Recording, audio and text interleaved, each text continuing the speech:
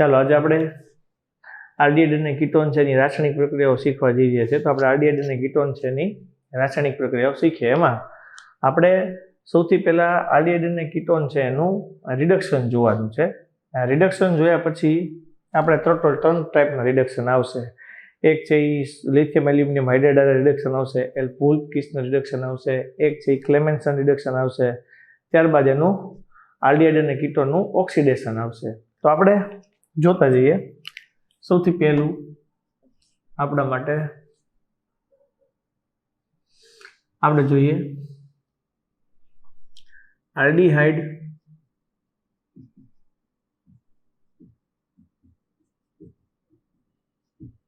અને કીટોનનું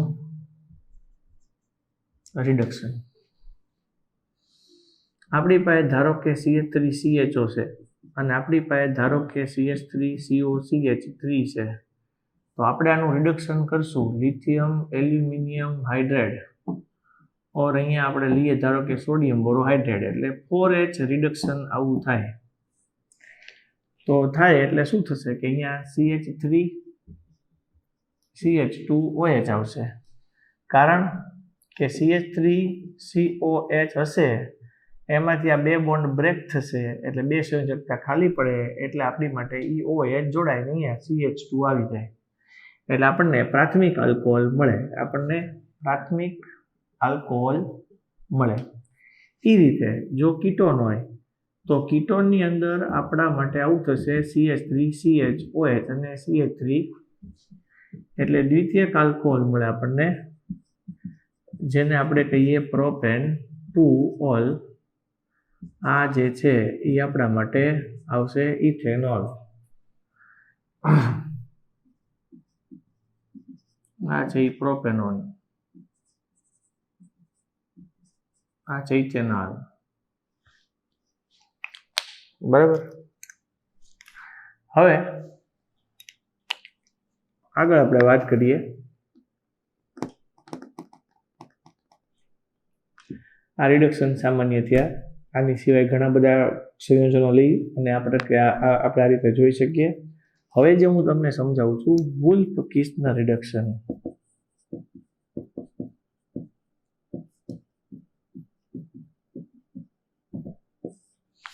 અને બીજું છે ક્લેમેન્સન રિડક્શન.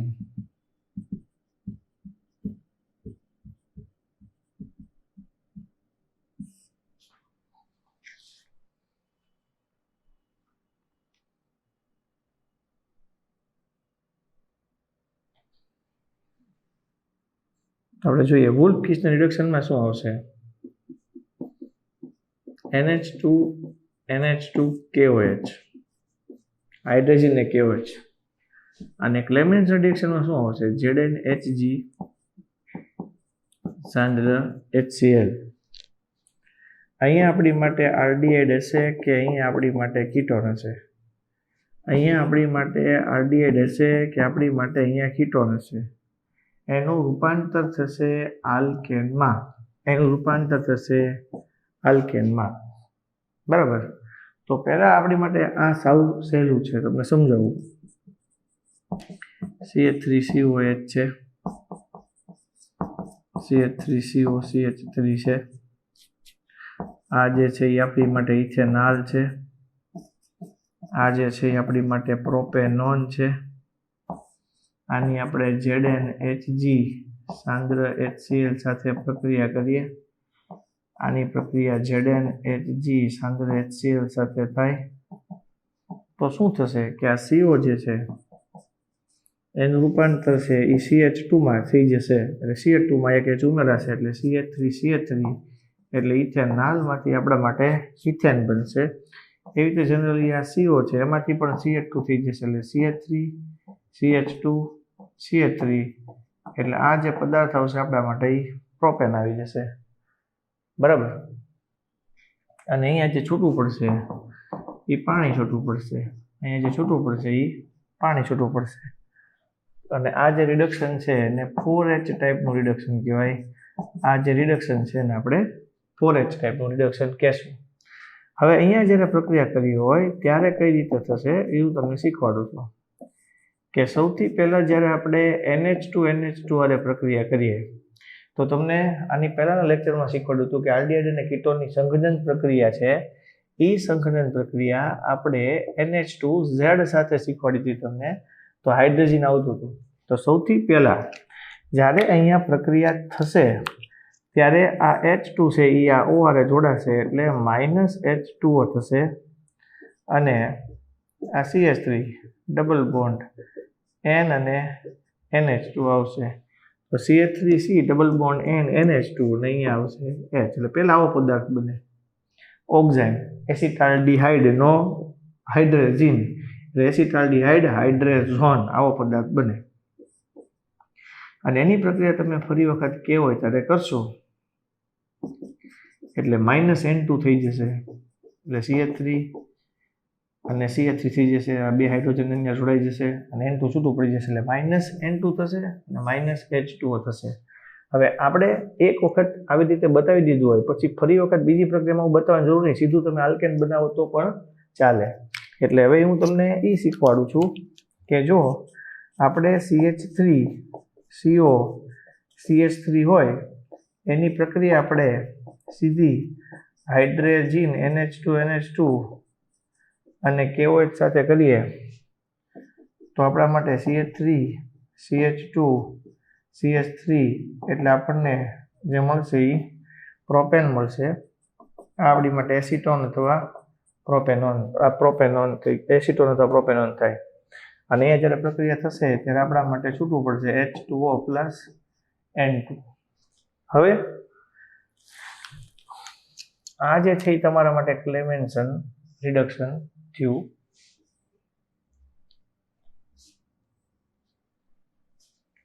બરાબર.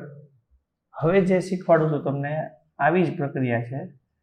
CH3CHO લઈ લો અથવા CH3CO CH3 લો. પ્રક્રિયા જે છે એ સાંદ્ર હાઇડ્રોઆયોડિક એસિડ સાથે કરવામાં આવે રેડ ફોસ્ફરસની હાજરીમાં. સાંદ્ર હાઇડ્રોઆયોડિક એસિડ સાથે કરવામાં આવે રેડ ફોસ્ફરસની હાજરીમાં.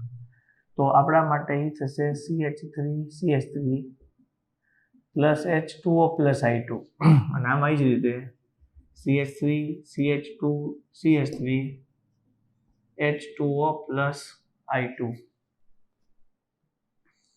અહીંયા તમે 2 મોલ સાથે પ્રક્રિયા કરશો એટલે H2 મળશે. આમ તો તમે 4 મોલ સાથે પ્રક્રિયા કરશો એટલે 2I2 થશે. 2I2 બાકી સંતુલિત. આને પણ એક પ્રકારનો રિડક્શનનો પ્રકાર કહેવાય. હવે જે મારે તમને શીખવાડવું છે એ ઓક્સિડેશન શીખવાડું છું. તો આપણે ઓક્સિડેશન તરફ જઈએ તો પહેલાં આ વસ્તુઓ તમને ક્લિયર થઈ જવી જોઈએ. બરાબર છે. તો આપણે હવે ત્યાંથી ઓક્સિડેશન છે એના પર જોઈએ. આલ્ડીહાઇડ અને કીટોનનું ઓક્સિડેશન. આલ્ડીહાઇડ અને કીટોનનું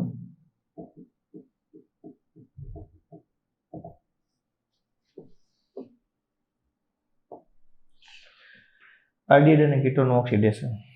જનરલી કેવું હોય કે આલ્ડીહાઇડ હોય એનું ઓક્સિડેશન સાંદ્ર HNO3 CrO3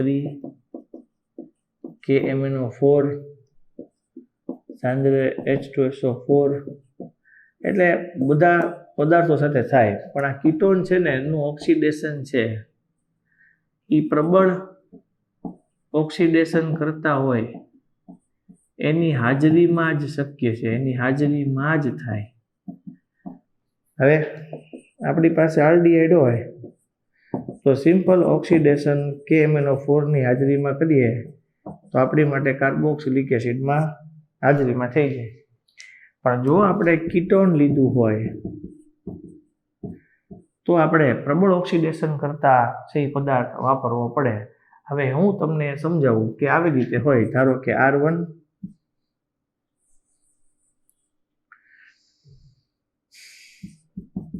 CO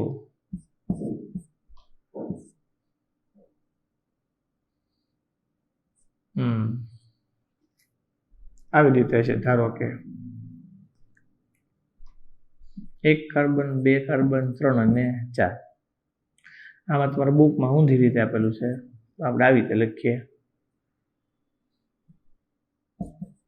આ 1 2 3 અને 4 પ્રબળ ઓક્સિડેશન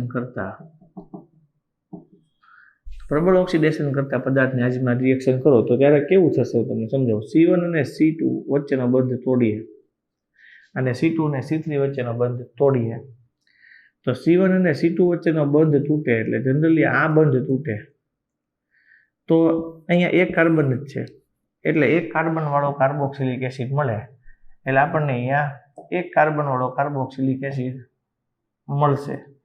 સમજનું, કારણ કે એક જ કાર્બન છે. જ્યારે આ બાજુ 3 કાર્બન છે એટલે આપણને 3 કાર્બન વાળો કાર્બોક્સિલિક એસિડ મળશે. આ પ્રક્રિયા છે એ C1 અને C2 વચ્ચેના બંધ તૂટવાથી આવું બને. પણ અહીંયા જ્યારે તમે 2 અને 3 વચ્ચેનો બંધ તોડશો તો આ બાજુ 2 કાર્બન રહ્યા, આ બાજુ 2 કાર્બન રહ્યા, તો આ બાજુ 2 કાર્બન રહ્યા તો આપણી માટે અહીંયા CH3COOH આવશે. અહીંયા પણ આપણી માટે CH3COOH આવશે. આ C2 અને C3 વચ્ચે બંધ તૂટવાથી મળતી નિપજો થશે. એટલે આ 1 અને 2 વચ્ચેના બંધ તૂટવાથી મળતી નિપજો છે. આ 2 અને 3 વચ્ચેના બંધ તૂટવાથી મળતી નિપજો છે એ આપણને આવી રીતે મળશે. હવે આગળ સમજાવું.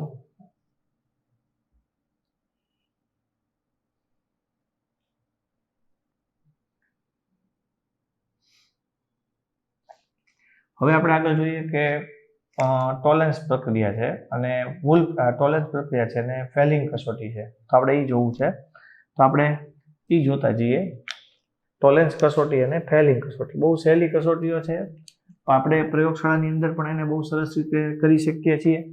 તો પ્રયોગશાળાની અંદર આપણે એ કસોટીને કઈ રીતે સરસ મજાની કરી શકીએ એ પણ હું તમને અહીંયા થિયરિટિકલ સમજાવું છું કે આપણે ટોલેન્સ કસોટી છે એ મોટે ભાગે આલ્ડીહાઇડ સમૂહ ધરાવતા સંયોજનો હોય. આલ્ડીહાઇડ સમૂહ ધરાવતા સંયોજનો એ આપે.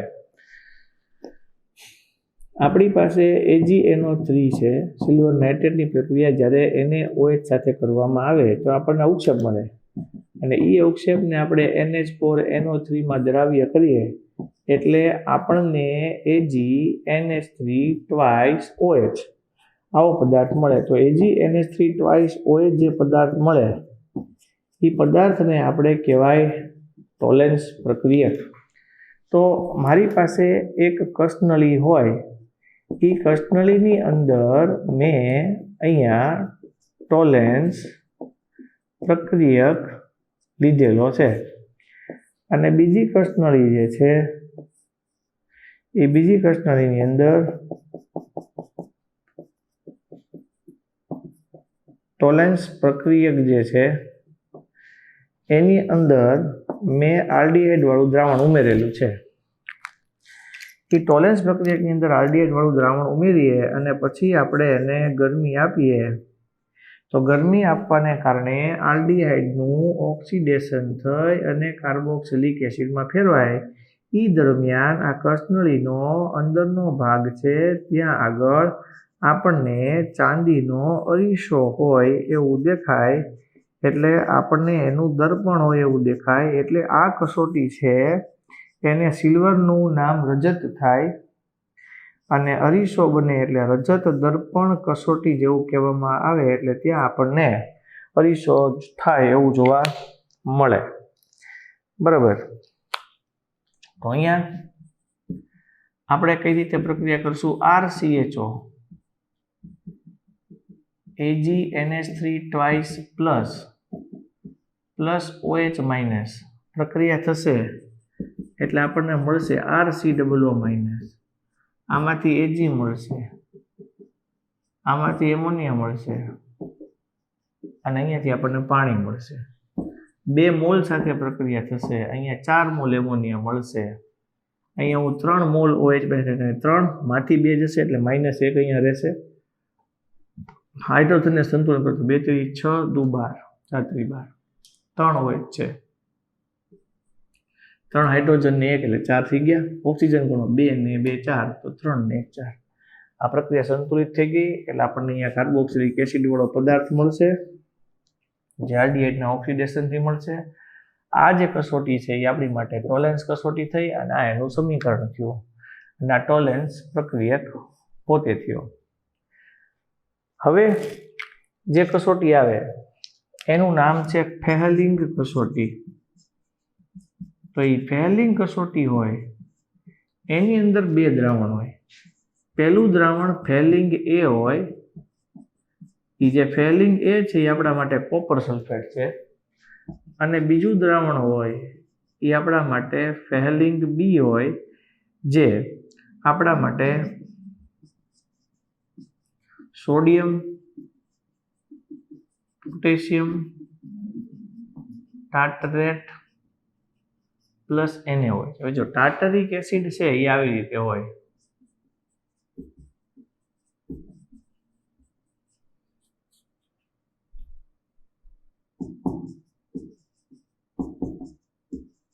આ ટાર્ટરિક એસિડ છે. ટાર્ટરિક એસિડ જે છે એમાં સોડિયમ અને પોટેશિયમ ટાર્ટરેટ એટલે અહીંયા સોડિયમ અહીંયા પોટેશિયમ ઊંધું કરી શકો. તમે અહીંયા સોડિયમ લ્યો અને અહીંયા તમે શું લ્યો પોટેશિયમ લ્યો તો આને કહેવાય સોડિયમ પોટેશિયમ ટાર્ટરેટ. આવું પદાર્થ બેનો કહેવાય. Sodium potassium tartrate plus NaOH છે એને આપણે બોલાય રોસેલ ક્ષાર. આ બંનેનું સપ્રમાણ મિશ્રણ હોય એ આપણા માટે બનશે ફેહલિંગ પ્રક્રિયક. એ આપણા માટે તૈયાર થશે ફેહલિંગ પ્રક્રિયક. એટલે ફેહલિંગ એ અને ફેહલિંગ બી જે છે તો ફેહલિંગ એ કોપર સલ્ફેટ છે, Fehling B sodium potassium tartrate plus NaOH છે, બંનેને ભેગું કરી રોસેલ ક્ષાર બનશે. બંનેને આપણે ફેહલિંગ પ્રક્રિયક તરીકે ઓળખીએ. આપણા માટે RCHO છે, Cu+2 છે અને OH- છે. આ જે પ્રક્રિયા છે એને પેથોલોજીકલ લેબની અંદર કરવામાં આવે છે અને શુગરનું લેવલ જાણવા માટે જનરલી આનો ઉપયોગ થાય છે પેથોલોજી લેબોરેટરીમાં. કારણ કે લોહીની અંદર શુગર આવે, લોહી આપણું જે બ્લડ છે લોહી છે, લોહીની અંદર જે ગ્લુકોઝ છે એ આપણા માટે ગ્લુકોઝ છે એ આલ્ડીહાઇડ જ છે. કારણ કે ગ્લુકોઝ એક પ્રકારે આલ્ડીહાઇડ સમૂહ છે કારણ કે એમાં CH અને હોય, અહીંયા CH અને હોય. એટલે આપણે એ પેથોલોજીકલ લેબોરેટરી હોય એની અંદર લોહીની અંદર ગ્લુકોઝનું પ્રમાણ છે જાણવા માટે ઉપયોગ થાય. અહીંયા જ્યારે પ્રક્રિયા થાય ત્યારે Cu+2 જે છે એ પોતે ક્યુપ્રિક છે અને એ ક્યુપ્રિક છે એ અહીંયા ક્યુપ્રસમાં ફેરવાશે અને એ જ્યારે ક્યુપ્રસમાં ફેરવાશે ત્યારે Cu+1O-2 સાથે જોડાય અને Cu2O જે છે એના આપણને લાલ અવક્ષેપ આપશે. એટલે જ્યારે આ પ્રક્રિયા થશે ત્યારે આપણા માટે RCOO- થશે, અહીંયા Cu2O થશે અને આ આપણી માટે H2O છૂટું પડશે. પ્રક્રિયા કરશું એટલે આપણા માટે અહીંયા Cu2 છે એટલે બગડો આવશે. અહીંયા 2 દુ 4 તો અહીંયા આપણે 5 લખવો પડશે કારણ કે આ -1 આવશે. -5માંથી પ્લસ ચાર્જ એટલે -1 બાકી રહેશે. ટોટલ 5 ને 1 6 ઓક્સિજન છે તો આપણા માટે 2 ને 1 3 2 અને 2 4 ને 1 5 થઈ જશે. હાઇડ્રોજન ટોટલ 6 છે, 5 ને 1 6 તો આપણી માટે 3 મોલ થઈ જશે. 3 મોલ 3 ને 1 4 ને 2 6 થઈ ગયું. તો આ જે છે આપણી માટે ફેહલિંગ કસોટી થઈ. બેનેડિક્ટ કસોટી પણ સેમ આ રીતે જ હોય પણ એની અંદર આપણે રોસેલ ક્ષાર હોય એની બદલે અહીંયા સાઇટ્રિક એસિડ લીધેલો હોય, સાઇટ્રેટ આયન લીધેલો હોય એટલો ફેર પડે, બાકી બધું કોમન રહેશે. તો આ જે થઈ આપણી માટે ટોલેન્સ કસોટી થઈ અને અહીંયા જે થઈ આપણી માટે ફેહલિંગ કસોટી થઈ. હવે હેલોફોર્મ આયોડોફોર્મ કસોટી છે એ આપણે જોઈ છે, ધ્યાન આપીએ. હેલોફોર્મ કસોટી આપણે જોઈએ.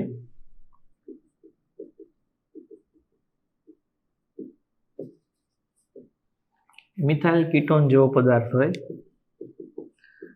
RCOCH3 એની પ્રક્રિયા NaOX X ની જગ્યાએ ClBr I આવી શકે.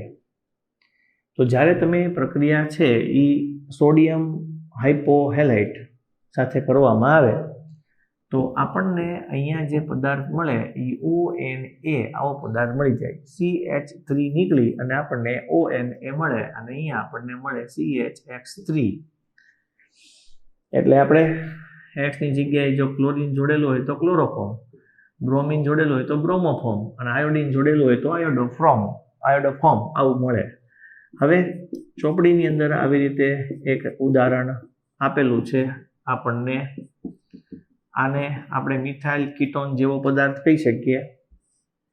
તમે અહીંયા પદાર્થ તરીકે ધારો કે NaOCl લીધું હોય તો આપણે ખાલી અહીંયા યાદ રાખવાનું છે કે જ્યાં CH3 છે ત્યાં ONA આવશે. તો અહીંયા આ H છે, આ CH3 છે, CH3 CO ONA મળશે અને અહીંયા ક્લોરીન લીધું હતું એટલે આપણને ક્લોરોફોર્મ મળશે. નામ આપવું હોય તો આપણે આવી રીતે નામ આપી શકીએ. બરાબર. 3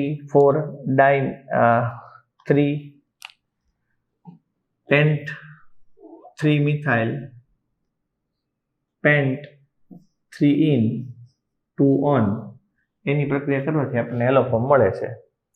હવે ત્યાંથી આગળ જે છે એ બધી પ્રક્રિયાઓ બહુ સરસ મજાની છે. આલ્ફા હાઇડ્રોજનને કારણે થતી પ્રક્રિયાઓ. તો આલ્ફા હાઇડ્રોજનને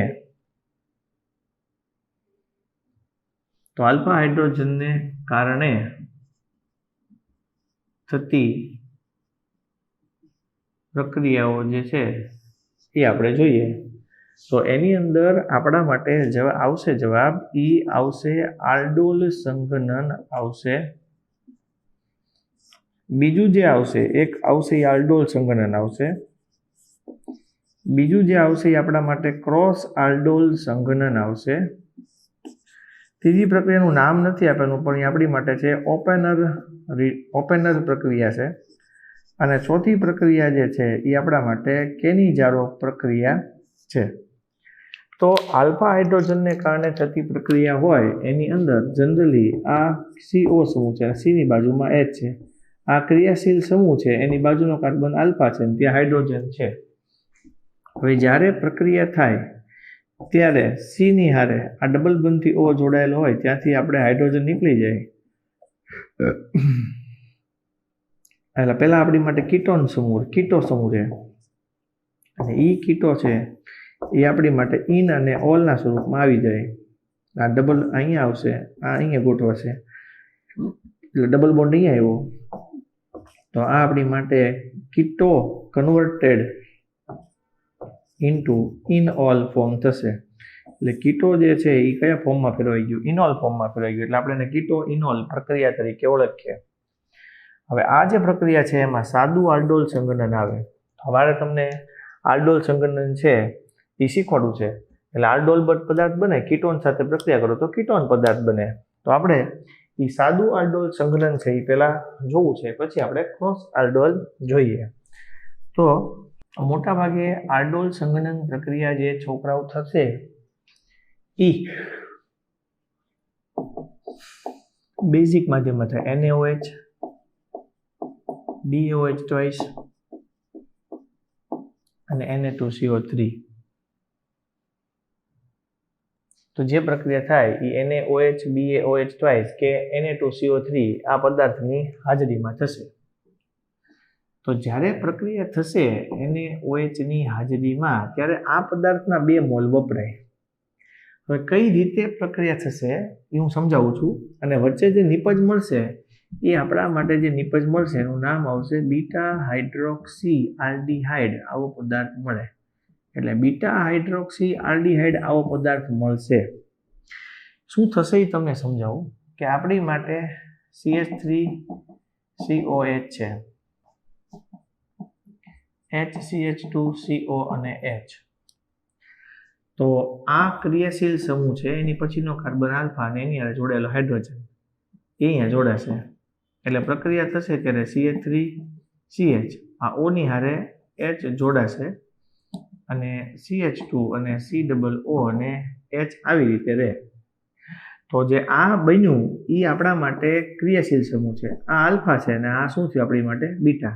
તો આપણે એને બોલાય બીટા હાઇડ્રોક્સી આલ્ડીહાઇડ એટલે આવો પદાર્થ આપણને મળે જેને આપણે બોલાય બીટા હાઇડ્રોક્સી આલ્ડીહાઇડ. એટલે અહીંયા આપણને એ પદાર્થ મળે CH3 CH, અહીંયા OH CH2 અને CH, જેને બીટા હાઇડ્રોક્સી આલ્ડીહાઇડ બોલાય, જેને આપણે આલ્ડોલ તરીકે પણ ઓળખીએ. અને હજી આપણે જો આગળ પ્રક્રિયા કરવા જઈએ તો એમાંથી આપણને અહીંયાથી OH નીકળશે, અહીંયાથી H નીકળશે. એટલે આપણા માટે જે આવશે એ CH3 CH double bond CH અને CHO મળશે.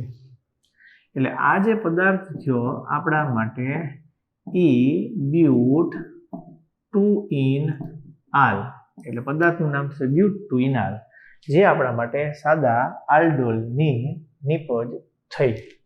બરાબર છે. હવે હું જે પ્રક્રિયા કરી રહ્યો છું એ હવે હું કીટોન માટે કરું.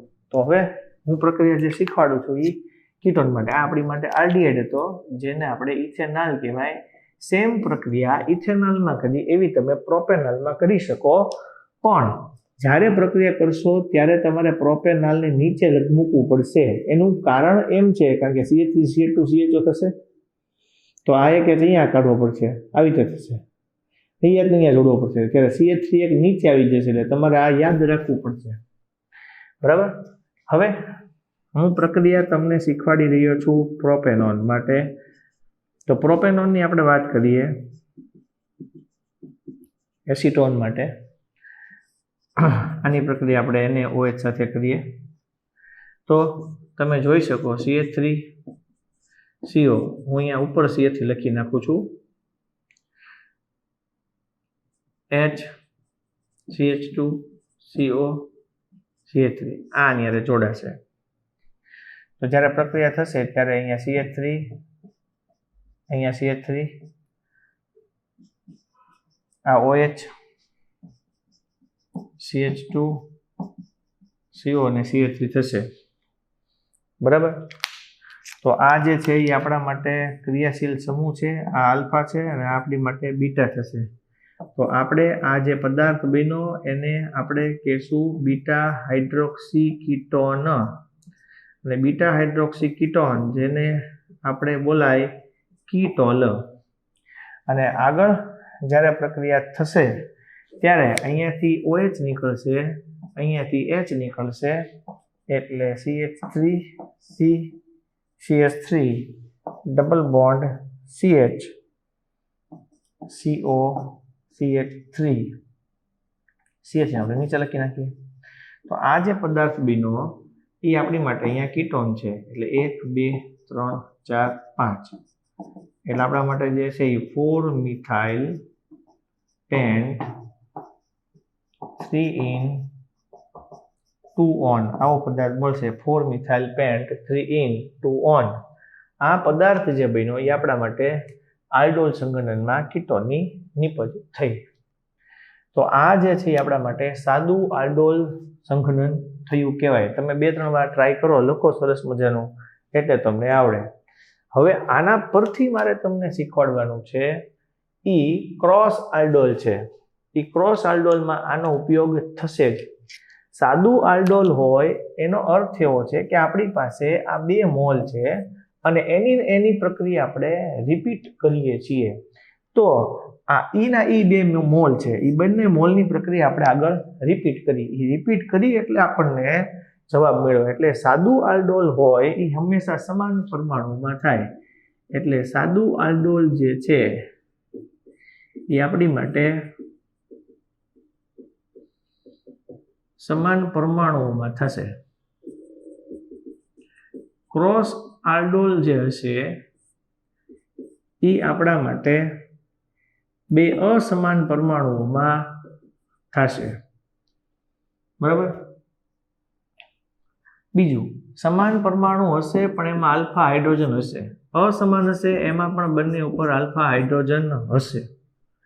બરાબર. સાદું આલ્ડોલ, ક્રોસ આલ્ડોલ. અને જ્યારે આપણે એક પ્રક્રિયા એવી કરશું કે જેને ઓપેનર રિડક્શન કહેશું, એમાં એક પાસે આલ્ફા કાર્બન પર હાઇડ્રોજન હશે અને બીજા કાર્બન પર આલ્ફા હાઇડ્રોજન નહીં હોય.